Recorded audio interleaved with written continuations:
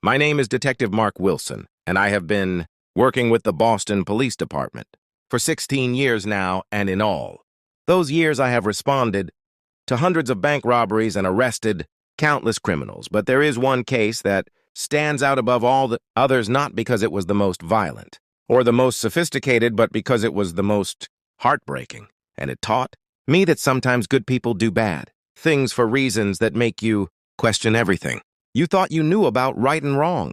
I was sitting at my desk on a Tuesday afternoon in March 2019 when the call came in about a robbery in progress at a First National Bank branch in Dorchester, and I grabbed my partner, and we rushed to the scene with sirens blaring, and when we arrived, the suspect was already outside the bank with his hands up, and he was crying. The man was in his early 40s, and he was wearing a gray hoodie and jeans and sunglasses. And when we approached him, he dropped a bag of money on the ground and said, "Please arrest me, and I am sorry, and I had to do it," and my partner cuffed him while I secured the scene, and witnesses inside the bank were shaken but unharmed, and they said the robber had been polite and had not threatened anyone and had just handed the teller a note. We brought the suspect to the station, and his name was Dorothy Ray, and he was 42 years old and worked as an assistant manager at a grocery store, and he had no criminal record. And when I sat down with him in the interrogation room, he looked exhausted and defeated, and he said, "Detective, I want to confess to everything, and I want to tell you why I did it, because I need someone to understand." I turned on the recorder and said, "Okay, Tony, tell me your story," and Tony took a deep breath and started talking.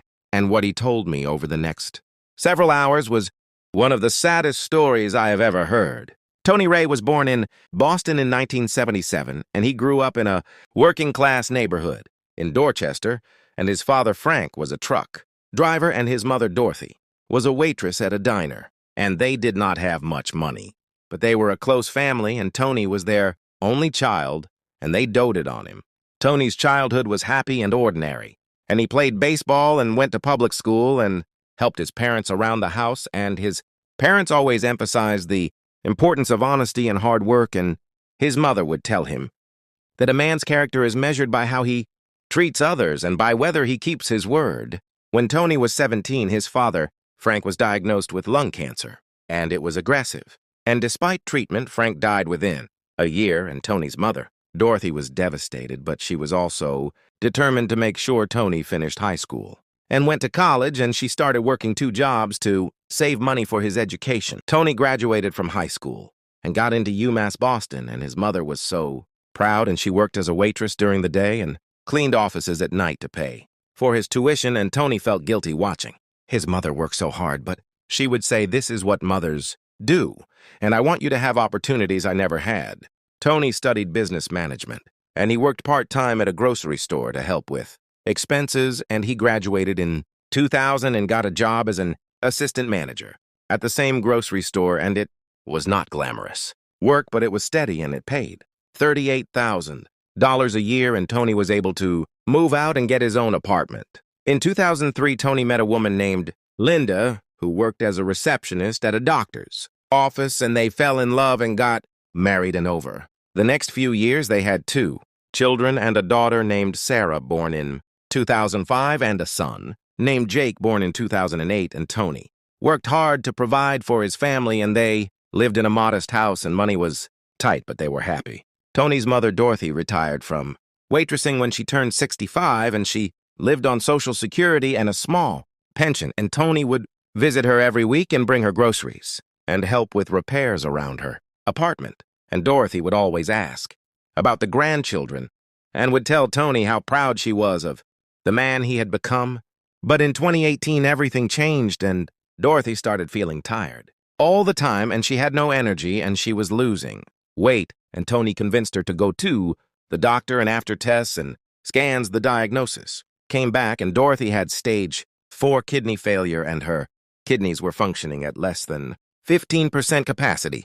The doctor explained that Dorothy needed dialysis immediately, and that her best chance for long-term survival was a kidney transplant, and Tony asked what needed to be done, and the doctor said, "First, we need to get her on the transplant list, and in the meantime, she will need dialysis 3 times a week, and each session takes about 4 hours." Dorothy started dialysis, and it was brutal, and she would go to the clinic 3 times a week and sit connected to a machine for hours while her blood was filtered, and she would come home exhausted and weak, and Tony could see his mother declining, and it broke his heart. Tony asked about getting tested to see if he could donate a kidney to his mother, and the doctors ran tests, and unfortunately, Tony was not a compatible match, and they told him that Dorothy would have to wait for a kidney from the donor list, and the average wait time in Massachusetts was 3 to 5 years. The doctor said Mrs. Ray's condition is quite advanced, and I'm not sure. She has 3 to 5 years, and we need to hope that a kidney becomes available soon, and in the meantime, we continue with dialysis, and Tony asked what happens if she does not get a transplant, and the doctor said, without a transplant, her kidneys will eventually fail completely, and dialysis can only do so much, and she might have 6 months to a year at most. Tony felt panic rising in his chest, and he said, there has to be something we can do, and the doctor said the transplant is really the only option, and once she receives a kidney, she will need anti-rejection medications for the rest of her life to prevent her body from rejecting the organ. Tony asked about costs, and the doctor said the transplant surgery itself is covered by Medicare, since your mother is 68, but the anti-rejection medications are extremely expensive, and they can cost around $180,000 for the first year alone, and then about $50,000 per year after that, and Medicare does not fully cover these medications. Tony could not believe what he was hearing, and he said, my mother is going to die because she cannot afford medicine, and the doctor looked uncomfortable and said, I understand your frustration, but these medications are highly specialized and very expensive to produce, and there are assistance programs that might help, but they have limited funding. Tony left the hospital feeling hopeless, and he started researching assistance programs and charitable organizations, and he applied to every single one he could find, but the responses were all the same, and they said, we received thousands of applications, and we have limited funds, and unfortunately, we cannot help everyone, and some applications were simply denied with no explanation. Tony started a GoFundMe campaign and posted it on social media and asked everyone he knew to share it and donate what they could, and people were generous, and friends and coworkers and even strangers donated, but after a month, he had only raised $8,000, and he was still over $170,000 short. Tony went to his bank to ask about a loan, and he explained the situation and showed them his income. And the banker looked at his financials and said, Mr. Ray, I am sorry, but with your current income and debt, you do not qualify for a loan of that size, and do you have any assets you could use as collateral? And Tony said, I have my house, but it is already mortgaged, and the banker said, then I am afraid we cannot help you. Tony tried taking out credit cards, and he maxed out every card he could get approved for, and he borrowed money from friends and family, but altogether he managed to scrape together maybe $20,000, and it was nowhere near enough. Meanwhile, Dorothy's condition was getting worse, and the dialysis was taking a toll on her body, and she was weak and nauseous all the time, and she had trouble eating, and she was losing more weight, and Tony would visit her, and she would try to smile and be strong, but he could see that she was suffering. One evening, Tony was sitting with his mother after her dialysis session, and she held his hand and said, Tony, I know you are trying to find money for the transplant, and I appreciate it, but I want you to know that it is okay, and I have lived a good life, and I am at peace. Tony felt tears streaming down his face, and he said, Mom, do not talk like that, and we are going to find a way, and you are going to be fine. And Dorothy smiled sadly and said, you are a good son, and I am so proud of you, and whatever happens, I want you to know that I love you and that you gave me a wonderful life. Tony left his mother's apartment that night and sat in his car and cried, and he thought about all the sacrifices his mother had made for him, and about how she had worked 2 jobs to put him through college, and about how she had always been there for him, and now, when she needed him most, he could not help her, and he felt like he was failing her. The next day, Tony went back to work at the grocery store, but he could barely function, and he kept thinking about his mother and about how she was going to die because the system had failed her and because he did not have enough money to save her, and he felt rage building inside him. Tony had always been an honest person, and he had never broken the law, and he had raised his children to be good people and to do the right thing, but now he found himself thinking thoughts he had never imagined before, and he thought about how banks had billions of dollars and how insurance companies made huge profits and how the system was designed to help the rich and abandon the poor. For weeks, Tony wrestled with a terrible idea that kept creeping into his mind, and he would push it away, but it would come back stronger. And the idea was simple and desperate and wrong, and he thought, what if I robbed a bank, and what if I took enough money to save my mother and then turned myself in? Tony knew it was crazy, and he knew it was illegal, and he knew it would destroy his life, but every time he visited his mother and saw her getting weaker, he thought about how she had sacrificed everything for him, and he thought maybe it was his turn to sacrifice everything for her. One night, Tony could not sleep, and he got up at 3 in the morning and sat at his kitchen table, and he wrote down the pros and cons, and the con list was long, and he would go to prison, and his wife and children would suffer, and he would lose his job and his reputation and his freedom. But the pro list had only one item, and it said, Mom lives. Tony made his decision, and he decided that he would rob a bank and take enough money for his mother's transplant and medication, and then he would turn himself in and accept whatever punishment came, and he told himself that at least his mother would be alive, and that was all that mattered. Tony spent 2 weeks planning, and he chose a small First National Bank branch in Dorchester because it was not too big and did not have heavy security. And he bought a toy gun that looked realistic because he did not want to use a real weapon and risk hurting anyone, and he practiced what he would say and how he would act. Tony wrote a note that said, this is a robbery and I need $200,000 in cash, and please do not trigger any alarms, and I do not want to hurt anyone. And he put the note in his pocket and the toy gun in his waistband, and on the morning of March 12th, 2019, he kissed his wife Linda goodbye and went to work like it was a normal day. But instead of going to work, Tony drove to the bank, and he sat in his car for 30 minutes trying to work up the courage to go through with it. And he thought about his mother and about her smile and about all the times she had been there for him, and he thought, I can do this for her. Tony put on a gray hoodie and sunglasses and took a deep breath and walked into the bank, and his heart was pounding so hard he thought it might explode, and he walked up to a teller and handed her the note and showed her the toy gun, and the teller's eyes went wide, and she started putting money in a bag. Tony's hands were shaking, and he felt sick to his stomach. And he had never done anything like this before, and he kept thinking, please hurry, and please do not call the police yet. And the teller was moving as fast as she could, and she put stacks of bills in the bag. But what Tony did not know was that the teller had already pressed the silent alarm button, and police were already on their way. And the teller handed Tony the bag and said, that is all I have, and please do not hurt anyone. And Tony said, I would never hurt anyone, and I am sorry about this. Tony took the bag and walked quickly out of the bank, and he got maybe 10 steps outside when he heard sirens and saw police cars pulling up, and he knew it was over.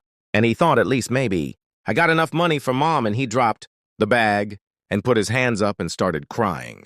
That is when my partner and I arrived, and we arrested Tony and brought him to the station. And when I interviewed him and he told me his whole story, I felt something I rarely felt as a detective, and I felt sympathy for a criminal because Tony Ray was not a bad person, and he was just a desperate son trying to save his mother, and the system had given him no other choice. After Tony finished telling me his story, I sat there in silence for a moment because I did not know what to say, and legally Tony had committed a serious federal crime, and he had robbed a bank and threatened people with what appeared to be a weapon, but emotionally, I understood exactly why he had done it, and I could not say with certainty that I would have acted differently in his position. I asked Tony how much money was in the bag, and he said, I do not know, and I did not have time to count it, and we counted it together, and it was $75,000. And Tony looked disappointed and said, that is not even half of what my mother needs, and I failed.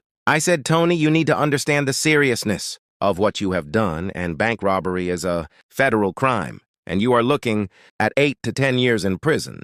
And Tony nodded and said, I know. Detective, and I am ready to accept whatever punishment comes, and all I ask is that somehow the money I took can be used for my mother's treatment, and after that you can lock me up and throw away the key. I called the FBI because bank robbery is federal jurisdiction, and they sent agents to interview Tony, and the lead agent was a man named Robert Chen, and he listened to Tony's story. And at the end, he shook his head and said, "Mr. Ray, I have investigated hundreds of bank robberies, and you are the first person who robbed a bank for medical bills, and it is almost hard to believe." Tony said, "I understand if you do not believe me, but you can check, and my mother is at Kearney Hospital on dialysis right now, and you can talk to her doctors and verify everything I told you." And Agent Chen said, "We will investigate everything, but in the meantime, you are under arrest, and we will be transferring you to federal custody." The news of Tony's arrest hit the local media that evening, and a reporter had gotten hold of the basic facts, and the headline read, "Local man robs bank to pay for mother's medical treatment." And the story included details about Dorothy's kidney failure and about Tony's desperate attempt to save her. The story went viral on social media, and people were outraged, not at Tony, but at the healthcare system, and comments flooded in saying, things like, "This is why we need universal healthcare, and no one should have to rob a bank to save their mother. And a good man is going to prison because our system is broken." A local news channel did a feature story on Tony, and they interviewed his wife, Linda. And she said through tears, "Tony is the most honest and kind person I know, and he has never even gotten a speeding ticket, and he loves his mother so much, and I know what he did was wrong, but he was trying to save her life, and I do not know what I would have done in his position." The story also interviewed Dorothy, and she was in her hospital bed connected to dialysis, and she was crying, and she said, "I told my son not to worry about me, and that I had lived a good life, and I never wanted him to do something like this, and now he is going to prison because of me, and I wish I had just died." The media attention created a groundswell of public support for Tony, and people started a new GoFundMe campaign called Save Tony's Mom, and the campaign explained Dorothy's situation and asked for donations to cover her medical expenses so that Tony's sacrifice would not be in vain. The response was overwhelming, and in the first 24 hours over $50,000 was raised. And by the end of the week, the campaign had reached $250,000, and people from all over the country were donating and leaving comments saying, "I am praying for Dorothy and Tony as a hero, not a criminal." And the system failed this family. A volunteer organization that helps with medical expenses reached out and offered to coordinate Dorothy's care and make sure the donated funds were used properly. And they worked with the hospital to get Dorothy on the transplant list and to arrange for her anti-rejection medications. Once she received a kidney, meanwhile, Tony was being held in federal custody, and he had been assigned a public defender named Sarah. Martinez and Sarah told Tony that the evidence against him was overwhelming and that he had been caught red-handed, and his best option was to plead guilty and hope for leniency. Tony said, "I am not going to fight this, and I did what they say I did, and I just want to make sure my mother gets the treatment she needs, and then I will accept whatever sentence the judge gives me." And Sarah said, "Tony, there are people who want to help you, and we can argue that you acted under extreme duress and that you had no malicious intent."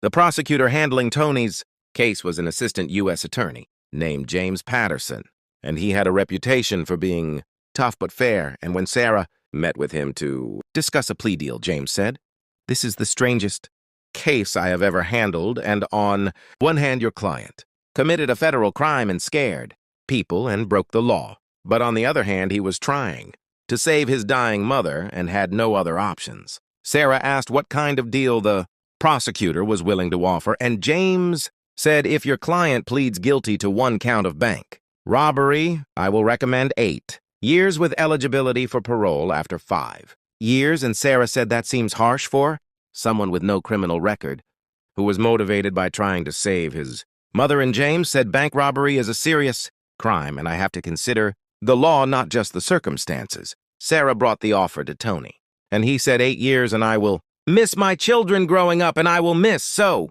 much of their lives, but if my mother lives, then it is worth it." And tell the prosecutor, "I accept the deal." The guilty plea hearing was held 2 months after Tony's arrest, and the courtroom was packed with supporters and media, and Tony stood before the judge and admitted that he had robbed the First National Bank and that he had threatened the teller with what appeared to be a weapon even though it was fake. The judge asked Tony if he understood that he was giving up his right to a trial and accepting responsibility for his actions.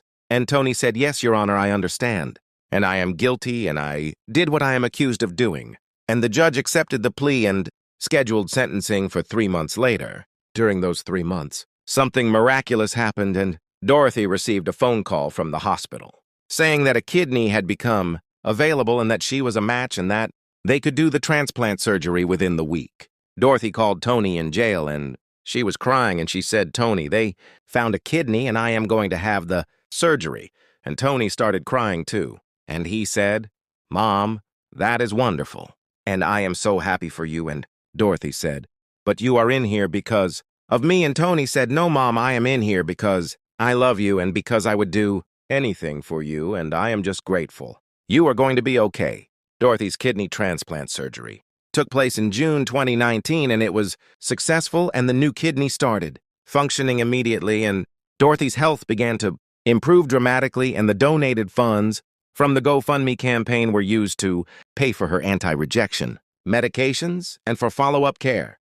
Tony's sentencing hearing was held in July 2019, and the courtroom was again packed with supporters, and before the judge imposed sentence, several people asked to speak on Tony's behalf. Linda stood up and talked about what a devoted husband and father Tony was, and how he had worked hard his entire life and never asked for anything, and how he had only broken the law because he was desperate to save his mother. Dorothy was there in a wheelchair, still recovering from surgery, and she asked to address the court, and the judge allowed it. And Dorothy said, "Your Honor, I am only alive today because of my son, and what he did was wrong, but he did it out of love and not greed. And he is a good man who was failed by a system that values money more than human life, and I am begging you to show him mercy." Several of Tony's co-workers from the grocery store testified about his character and said he was honest and hardworking and kind to everyone, and that he had helped them when they were struggling, and that he was the last person they would ever expect to commit a crime. Even the bank teller who had been working during the robbery submitted a letter saying that Tony had been polite and apologetic and had said he did not want to hurt anyone, and that she did not feel he was a dangerous person. The prosecutor, James Patterson, stood and said, "Your Honor, I have reviewed all the facts of this case, and while I still believe Mr. Ray must be held accountable for his crime, I also acknowledge that this is an extraordinary situation, and Mr. Ray acted out of desperation and love, not malice, and therefore I am recommending the minimum sentence of 8 years with eligibility for parole after 5 years." Then Tony was given a chance to speak, and he stood and said, "Your Honor, I know what I did was wrong, and I broke the law, and I scared people, and I take full responsibility for my actions. And I am not asking for sympathy or for you to excuse what I did. But I want to explain that I was watching my mother die, and the system offered no help, and I felt I had no choice." Tony continued and said, "My mother worked 2 jobs to put me through college, and she sacrificed everything for me, and when she needed me, I could not help her through legal means, and so I made a terrible decision, and I robbed a bank. And I am sorry for that, but I am not sorry that my mother is alive. And if I had to do it all over again, knowing I would end up here, I would still do it because my mother's life is worth more than my freedom." The judge listened carefully and then said, "Mr. Ray, this is one of the most unusual cases I have presided over, and on one hand, you committed a serious federal crime and bank robbery, endangers people and undermines the stability of our financial institutions, and on the other hand, you acted out of desperation and love, and had no criminal history and no malicious intent." The judge continued and said, "I have considered all the testimony and all the circumstances, and while I must impose a sentence that reflects the seriousness of your crime, I am also taking into account your motivation and your character, and therefore I am sentencing you to 8 years in federal prison with eligibility for parole after serving 5 years, and I am also recommending that you serve your sentence at a facility close to Boston so your family can visit." Tony accepted the sentence without complaint. And as the marshals led him away, he looked at his mother and said, "I love you, Mom," and Dorothy was crying, and she said, "I love you too, and I am sorry this happened to you." The bank released a statement saying that while they could not condone criminal activity, they understood the difficult circumstances Tony faced, and they would not seek restitution for the $75,000 that was taken. And the bank's CEO said no parent should have to watch their child go to prison for trying to save them, and this case highlights serious problems with our healthcare system. Tony was sent to a federal correctional institution in Connecticut about 2 hours from Boston, and his wife Linda and his mother Dorothy visit him once a month, and his children Sarah and Jake write him letters and send him drawings, and Tony displays all of them in his cell. In prison, Tony has been a model inmate, and he works in the library and helps other inmates prepare for their JED exams, and he has taken college courses and earned credits toward completing his degree. And his behavior has been exemplary, and he has had no disciplinary issues. Dorothy is doing well, and her new kidney is functioning properly, and she takes her anti-rejection medications every day, which are covered by the donated funds, and she has regained weight and energy, and her doctors say she could live many more years with proper care. Every time Dorothy visits Tony in prison, she tells him how grateful she is and how sorry she is that he is there because of her. And Tony always says, "Mom, do not apologize. And you gave me life, and you raised me, and you sacrificed for me, and this is nothing compared to what you did for me." I have visited Tony twice since he was incarcerated because I wanted to see how he was doing, and both times he seemed at peace, and he told me that he has no regrets, and that knowing his mother is alive and healthy makes every day in prison bearable. And he said, "Detective, I broke the law, and I accept the consequences. But I saved my mother, and that is what matters." Tony is now 3 years into his 8-year sentence, and he will be eligible for parole in 2 more years. And his prison counselor has written letters recommending early release, saying that Tony poses no threat to society and has shown genuine remorse and rehabilitation. Linda has struggled financially with Tony in prison, and she had to take on extra work to support the family, but she tells everyone that she is proud of her husband and that he did what he had to do.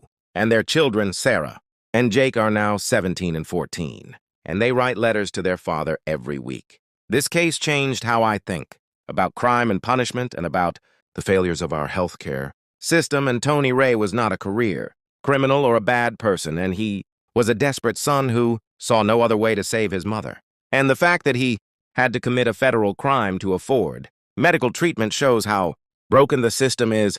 I think about all the other families facing similar situations, and about how many people are one medical emergency away from financial ruin, and about how the wealthiest country in the world allows its citizens to die or go bankrupt because they cannot afford treatment, and it is unconscionable. Tony Ray robbed a bank, and he will serve time in prison for that crime, but he also saved his mother's life, and he gave her more years with her grandchildren and more time to see sunrises and laugh with friends and live, and in my mind that makes him more of a hero than a criminal.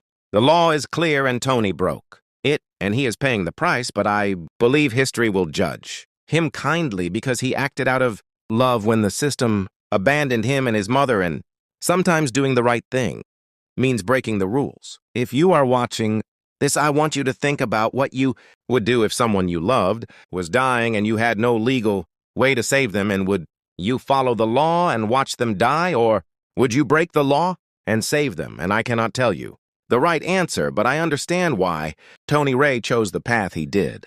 Thank you for listening to this story, and if it made you think about healthcare and justice and the choices we make out of love, then maybe some good can come from Tony's sacrifice. And if you want to hear more stories like this, please subscribe, because there are many more that need to be told.